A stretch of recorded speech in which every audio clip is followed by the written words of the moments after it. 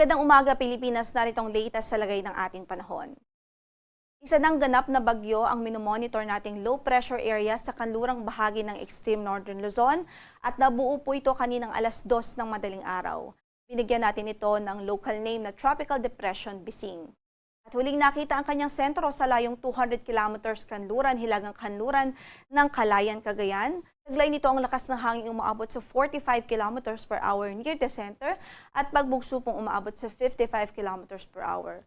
Kumikilos ito patimog kanluran sa bilis na 20 kilometers per hour. Tropical Depression Bising ay direktang nakakaapekto po ngayon sa malaking bahagi ng Northern Luzon, lalong-lalo na nga dito sa northwestern portion ng Ilocos Norte at western portion ng Babuyan Islands kung saan inaasahan natin sa araw na ito ay maulap ang papaurin, maulan ang magiging panahon at may tsansa ng pagbugso-bugsong hangin dahil nga po sa bagyong Bising.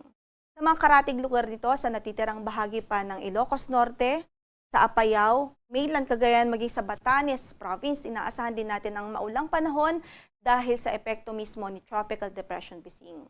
Maliban dito sa bagyo ay meron pa po tayong southwest monsoon o habagat na nakakaapekto pa sa natitirang bahagi ng ating bansa. Kung kaya't sa natitirang bahagi ng Luzon, inaasahan pa rin natin ang maulang panahon sa araw na ito, gayon din sa halos buong Visayas, epekto naman po ito ng habagat. Sa latest track po na ipinalabas po natin, ukol nga kay Tropical Depression Bising. In the next 12 hours, nakikita po natin na generally ay pakanluran ang kanyang pagkilos at posibleng lumabas din po ito ng ating area of responsibility ngayong araw. Pagkatapos ay bahagya po itong magre-recurve o liliko, pahilagang silangan ulit.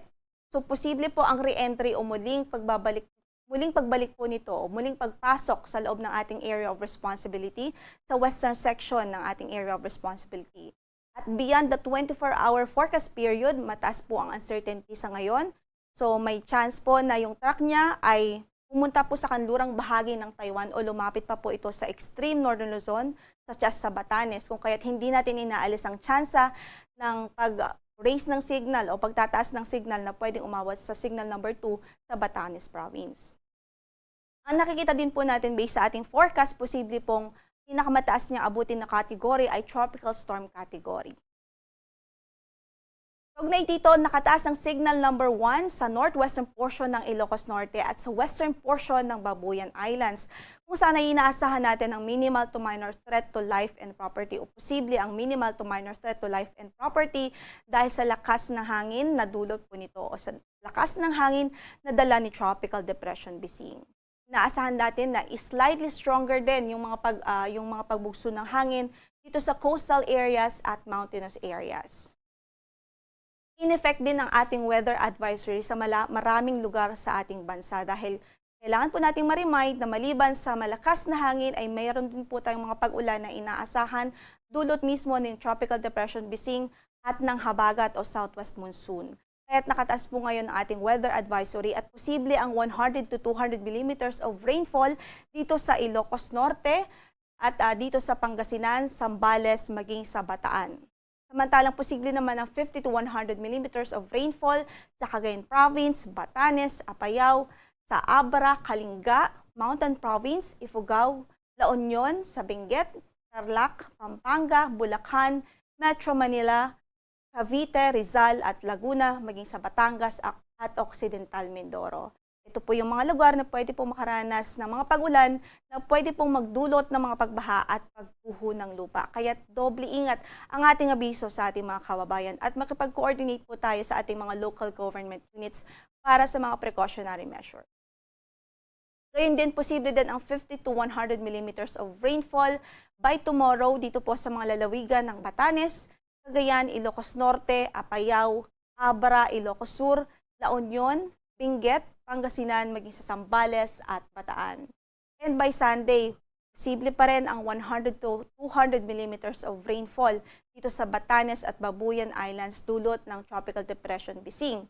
At posible ang 50 to 100 millimeters of rainfall sa Ilocos Norte, Ilocos Sur, La Union at maging sa Pangasinan, dulot naman most likely ay dulot po ito ng habagat o southwest monsoon.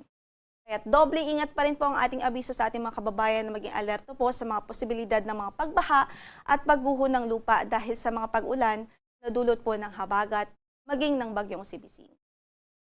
So, i-reiterate lang po natin ang ating forecast, general forecast for today sa buong bansa. Meron po tayong signal dito sa northwestern portion ng Ilocos Norte at western portion ng Babuyan Islands. So, maulan po doon at may pabugso ng hangin dulot ni Tropical Depression Bising. Sa natitirang bahagi pa ng Ilocos Norte, sa Batanes Province, sa natitirang bahagi ng Cagayan Province at Apayao, asahan din natin maulan na panahon na dulot ni Bagyong Bising. Sa natitirang bahagi naman ng Luzon, asahan natin ng maulan na panahon dahil sa habagat.